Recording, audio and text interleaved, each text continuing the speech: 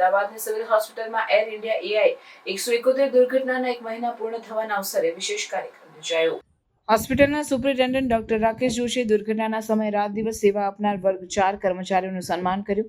આ કર્મચારીઓ દુર્ઘટનાની ઘડીમાં દર્દીઓની સારવાર, સફાઈ અને અન્ય જરૂરી સેવામાં મહત્વપૂર્ણ ભૂમિકા ભજવી.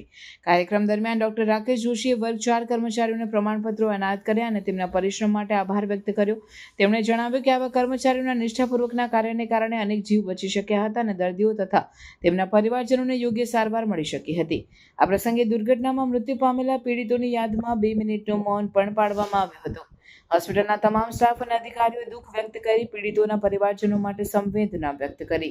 ડોક્ટર જોશીએ જણાવ્યું કે આવી ઘટનાઓમાં માત્ર ડોક્ટરો જ નહીં પરંતુ તમામ વર્ગના કર્મચારીઓની ટીમવર્ક અને માનવતા ખૂબ જ મહત્વપૂર્ણ હોય છે. તેમણે આશા વ્યક્ત કરી કે ભવિષ્યમાં પણ હોસ્પિટલનો સ્ટાફ આવી જ નિષ્ઠાથી સેવા આપતો રહેશે.